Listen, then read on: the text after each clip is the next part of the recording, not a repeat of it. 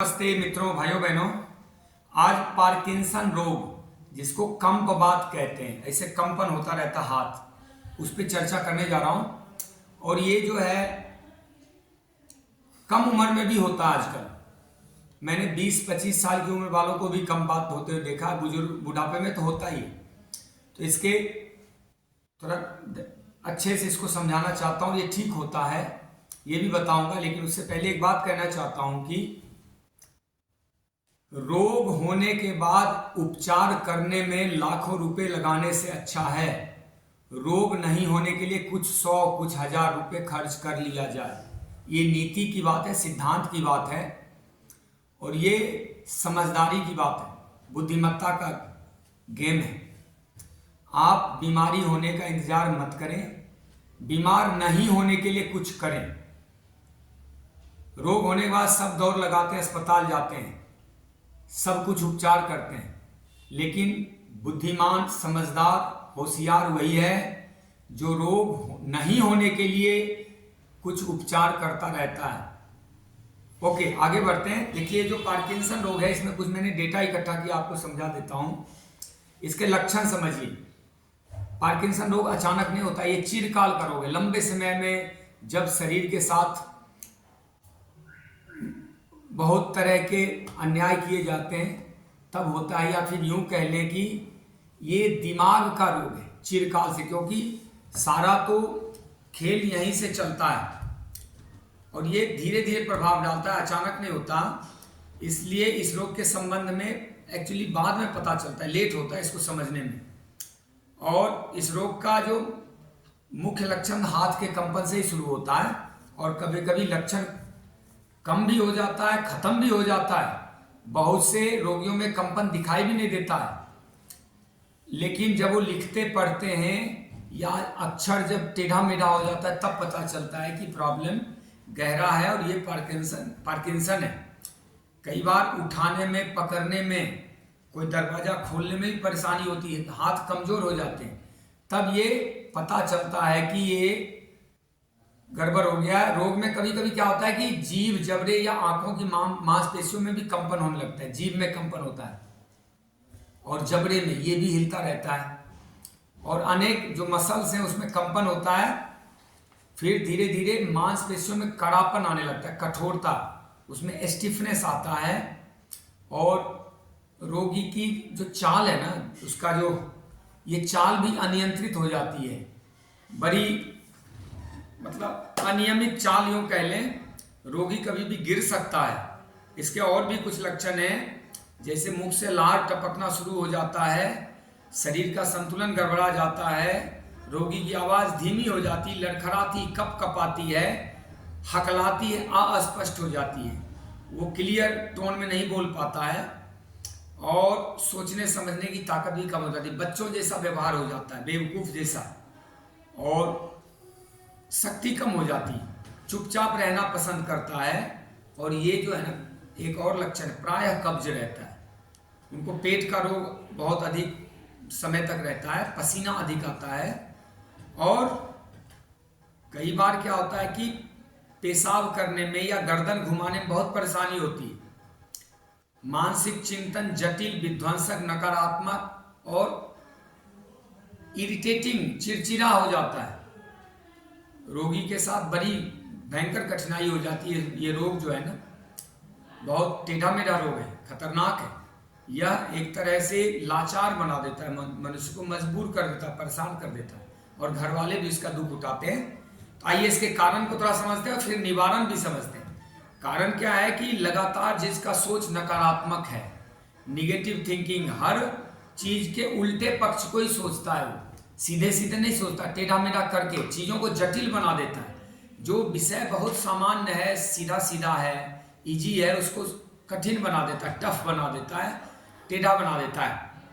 तो दूसरा है कि मानसिक तनाव, लगातार दिमागी तनाव, राजनीतिक विषयों पे, भविष्य को लेके, किसी और मुद्दे पे बेमतलब तनाव पाले जा रहा है। दिमागी चोट, कहीं दिमाग में कोई चोट असर कर जाता है तो भी ये प्रॉब्लम होती है। नींद लाने वाली या एंटी डिप्रेशन की दवाई लगातार खाने से भी ये डेटा बता रहा है, जो रिसर्च किए वो बता रहे हैं, इसके दुष्प्रभाव से भी पार्किंसन हो जाता है। और जो लोग तंबाकू, गुटखा, धूम्रपान, फास्ट फूड, शराब, नशीली दवाइयाँ इत्यादि का सेवन करते हैं, उनके साथ ये रोगों की उग्रता हो जाती है। ये बड़ा उग्र हो जाता है, रोग बहुत कठिन हो जाता है, जीर्ण हो जाता है। तो और एक और कारण है इसका, लगातार यदि विटामिन ई की कमी हो जाए ना, जो रिसर्च कह रही है, तो भी ये रोग होता है। तो अभी आते हैं, मैंने कई रोगियों का उपचार किया है, कई तो पूरा नहीं कर पाए, लेकिन इसमें अधिकतर ठीक भी हुए। कुछ जिनकी उम्र 60 से अधिक थी वो 70-80% तक ठीक हुए। कुछ जो है 60-50% ठीक हुए। जो ठीक नहीं हुए उनके बारे में ये कह सकता हूँ कि वो पूरी चिकित्सा किए नहीं, 10-5 दिन किया, भाग गए, विश्वास नहीं रहा, श्रद्धा नहीं रहा, तो नहीं हुई। बचपन में अगर ये हो जाए तो जल्दी ठीक होता है। अच्छा, कईयों के 3-4 दिन में ठीक हो गए, वो भी फोन पे ठीक हो गए। फोन पे जो गाइड किया, तीसरे दिन रिजल्ट आया कि मेरा लगभग ठीक हो गया, लेकिन उनकी उम्र कम थी। तो इसको और थोड़ा निवारण समझते हैं, इसका इलाज क्या, उपचार क्या। देखिए, सबसे पहले जैसे रोग पता चले ना, तो 1 सप्ताह के लिए नींबू पानी, नारियल पानी, ताजे ताजे फलों का रस, ताजी ताजी सब्जियों का रस, या सीजन में गन्ने का रस आता हो, या कुछ पत्तों का रस जैसे धनिया पुदीना के पत्ते, पीपल और नीम वगैरह के पत्ते पीस के उसमें थोड़ी मिश्री मिला के ले ले, लेकिन नमक नहीं मिला सकते इसमें। और उसके बाद 1 सप्ताह जैसे जूस पे रहने के बाद, अब 1 सप्ताह जब जूस पे रहते हैं, जो फल सब्जियों के रस पे, नारियल पानी पे, पत्तों के रस पे, इत्यादि इत्यादि, तो किसी प्रकार का आहार नहीं लेना है। पहले नसों को साफ करना है, फ्रूट जूस से, वेजिटेबल जूस से साफ कर लिया। उसके बाद कम से कम 2 हफ्ते तक अपक्वाहार करें, कच्चे भोजन पर रहें, जिस भोजन को पकाया न गया। फल खा लें, ड्राई फ्रूट्स भिगो लें, सब्जी सलाद खा लें, ताजे ताजे जूस पी लें, या फिर कुछ अंकुरित मूंग वगैरह ले सकते हैं। वो भी नमक नहीं डाल के लें तो अच्छा है, नमक तो बहुत खराब कर देता है इस रोगों को। नमक अधिक खाने वालों को भी ये रोग पकड़ता है, इसलिए नमक का रोल नहीं है इसमें। नेचुरल नमक जो फलों से सब्जियों से आता है वो ले लें। आगे बढ़ते हैं। उसके बाद धीरे धीरे नॉर्मल आहार पे आना है। आहार में क्या करना है, 1 बार अनाज खाना और 1 बार फल खाने, रस वाले फल, रसीले फल, या मिक्सचर कर लें गूदेदार और रस वाले। 12 बजे से पहले एक भोजन करना है जिसमें फल होना चाहिए। अगर 2 बार भी खाना पड़े तो फल ही खाएं। और 12 बजे के बाद एक ही बार भोजन करना है, 2 बजे 4 बजे।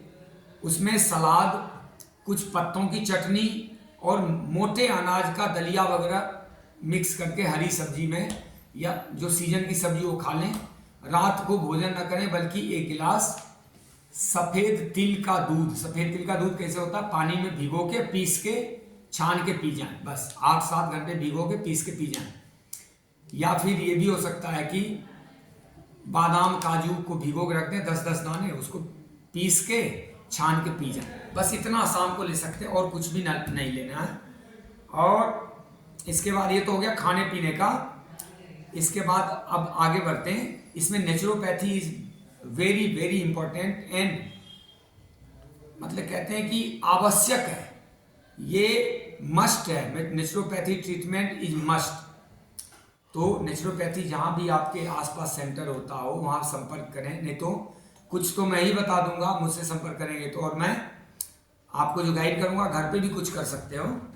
तो या हफ्ता 10 दिन मेरे पास आके कर सकते हो। तमाम आजकल देश में हर जगह नेचुरोपैथी ट्रीटमेंट उपलब्ध है, कर सकते हैं। और इसमें क्या है, विटामिन ई वाले खाद्य पदार्थ खाने, जैसे बादाम खाने हैं, सोयाबीन को भिगो के पीस के उसका रस निकाल के पीना है। उसका जो दाना होता है उसको भिगो के फिर पीस के उसमें पानी फेंट के उसको निचोड़ के पी जाए।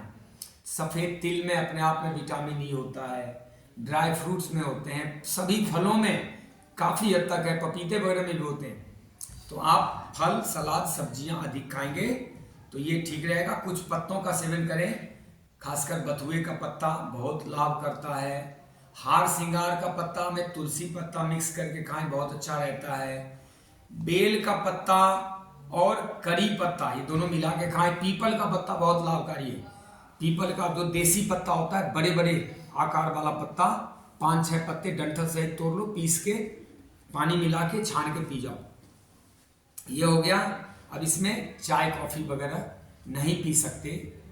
और तो 2 बातें समझ गए, भोजन समझ गए और नेचुरोपैथी ट्रीटमेंट। उसमें हॉट फुट बाथ, मिट्टी से सेक, पेट की सफाई, अनीमा लगाना और मसाज करना, फर्मेंटेशन करते हैं, कई चीज़ करते हैं, बस्ती वगैरह। तो 1 घंटे से अधिक यानी 2 घंटे, 2.5 घंटे, 3 घंटे जितना संभव हो धूप सेवन करना। रीढ़ पर और छाती पे, आगे पेट की तरफ से, पीठ की तरफ से ग्रीन कपड़ों में, सूती कपड़ा, ग्रीन कपड़ा, कुर्ता पजामा बनवा लें, बिल्कुल पत्ते के कलर का, हरे कलर का। और उसी ग्रीन कपड़े, देखिए ये जो पत्ता है इसका कलर है ग्रीन, इस कलर का कपड़ा, सूती कपड़ा 50-70 रुपये मीटर आ जाता है, उसका एक कुर्ता पजामा बना लें और उसको पहन के 1-1.5 घंटा धूप में लेटे रहें। और सफ़ेद कपड़े का भी सेवन कर सकते हैं, उससे भी हड्डी और नसें मजबूत होती हैं। धूप सेवन अनिवार्य है। और कुछ आयुर्वेद का भी प्रयोग करें आसपास। इसमें क्या है ना, काला गूंद हो गया, शिलाजीत, लेकिन वो सब देख के, जब तक पेशेंट को देखा नहीं जाएगा तो कोई भी वैद्य बता नहीं सकता क्या इसको औषधि देनी, वो तो किसी वैद्य से मिलके ही आप प्राप्त करें। आयुर्वेद का भी बहुत अच्छा रोल है। और नहीं क्या लेना है तो देखिए, डब्बा बंद कोई भी चीज़ नहीं लेना है। किसी भी चीज़ में तेज नमक, चीनी, मसाले, तेल वगैरह डाल के नहीं खाने, तेल घी तो बिल्कुल कम करने हैं। कोई भी नॉन वेज आइटम नहीं खाने हैं, जो जिसमें मांस हो, अंडा हो और मछली हो, ये सब नहीं खाने हैं। किसी प्रकार का बेकरी प्रोडक्ट नहीं खाने, बेकरी जो भी ब्रेड, बिस्कुट और ये दूध वाली चीज़ें इसमें नहीं थोड़े दिन खानी चाहिए। पशु के दूध नसों को कड़े बनाएंगे, तो थोड़े दिन ये सब फॉलो करें। सुबह सुबह गहरी गहरी सांस लेके खूब प्राणायाम करें। धूप तो सेवन करें, खूब प्राणायाम करें, तो नाड़ी शुद्धि प्राणायाम और कपालभाति, भ्रसरिका, शीतली, शीतकारी, उज्जाई, भ्रामरी और ये प्रणव प्राणायाम, इसमें ये सब करके और मुद्रा इसमें लगाएं। ये मुद्रा है, वायु रोग है ना, कंपात, तो इसमें ये मुद्रा लगा के थोड़ी देर बैठे भी इस मुद्रा में। अब रोग समाप्त करना है तो थोड़ा त्याग, तपस्या, स्थिरता करनी पड़ेगी। आपको बड़ा रोगों से लड़ना है और समय नहीं देना चाहते, कुछ करना नहीं चाहते, फिर दंड भुगतने को तैयार रहना पड़ेगा। इसलिए ऐसे रोगों में थोड़ा संयम से काम लेना चाहिए। योग, आयुर्वेद, प्राकृतिक चिकित्सा और आहार ठीक करें, विचार शुद्ध रखें, लगातार अच्छी चीज़ों को सोचना है, आपदा में अवसर ढूंढते रहने हैं। हर कठिन समय कुछ विशेष लाभ लेके आता है। हर व्यक्ति के जीवन में कठिन समय आता है, लेकिन उसमें से बहुत कुछ सीखने को होता है, बहुत कुछ पाने को होता है। एक आपके लिए मौका भी होता है, उस मौके को देखें मेरे लिए क्या इसमें उपलब्ध है, और ऐसा करके आप ठीक हो सकते हैं। जय श्री राम। ओम आपका कल्याण।